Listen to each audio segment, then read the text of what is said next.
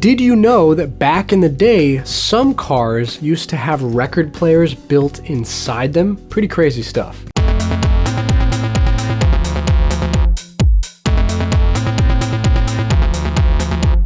Hey friends, welcome to Eyezz. I'm Jarrett New, and today we're going to be talking about when record players were built inside of cars. And specifically, we're going to be talking about the highway hi-fi system. Now, the highway hi-fi system was a series of small record players that were attached to the vehicle's center console. And this highway hi-fi system was created by a man named Peter Goldmark, who, amazingly enough, had already created the microgroove on vinyl records. And I think the fact that we still use his microgroove design today on brand new 12-inch albums and 7-inch singles is pretty remarkable. So if you're happy with the grooves of all your records at home, you can thank Peter Goldmark. Now, his highway hi-fi system appeared in Chrysler vehicles from 1956 to 1959, so it was a very short experiment, and later in this video we'll explain why it didn't really take off. Now, at first, these highway hi-fi record players could only play special 7-inch vinyl records. These records rotated at an extremely slow speed of only 16 2/3 RPM. And that is exactly half of 33 1/3 RPM, which is the current speed that our modern 12-inch vinyl records spin at. Now, the reason these records would spin so slow was in order for them to accommodate 45 minutes of music per side. And that's pretty insane considering that our modern 7-inch vinyl records spin at 45 RPM and last only 2 or 3 minutes. Now, this 45-minute runtime was also accomplished with the use of a very fine groove called an ultra micro groove. And as the name implies, this groove is even thinner than the standard micro groove. And this new groove could allow them to pack a ton of music in a very small space on the record. So overall, the combination of both the slow speed and the extremely thin groove allowed manufacturers to get between 45 minutes to an entire hour of runtime per side, which is pretty insane considering that we're only talking about 7-inch records. I mean, those discs are tiny. So now let's get back to the system itself and see why it didn't last. Well, first of all, the biggest problem with a record player in a moving vehicle is vibration, which is going to cause the records to skip horribly. And on average, these early model cars from the 1950s didn't exactly have the greatest suspensions and shock absorbers to begin with. So this problem was even worse. So what did the car companies do to fix this? Well, they just increased the tracking force so that the needle wouldn't skip due to all that vibration. However, this heavier weight on the needle caused a whole new set of problems, like destroying the grooves of these special records. Wait a minute.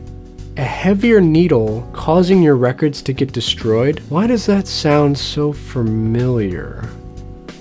Anyways, now you can see why the highway hi-fi didn't really take off. And although there were some later attempts to play normal 7-inch records in cars, that technology didn't last either due to the exact same reasons. And on average, these units were not well made and they had a tendency to break and or malfunction. So basically, these are all the reasons we don't see record players in modern cars today. And honestly, when it comes to records, if you want quality, you're gonna have to play them on a stationary system in the comfort of your own home. That's what I like doing. Okay, now, what do you guys think about the whole concept of record players in cars? Do you think that's pretty crazy? Or do you think if maybe they kind of got the bugs worked out, we might see them in modern cars today? Let me know down in the comments below, and if you enjoyed this video, join the vinyl revolution and hit subscribe because I'm gonna be coming out with a lot of great videos every week that you're not gonna wanna miss. Be sure to find me on Facebook, Twitter, Instagram, and more. All my social media links are down below, and most importantly, friends, keep spinning that vinyl. Also, the music sucked. I forgot to mention that.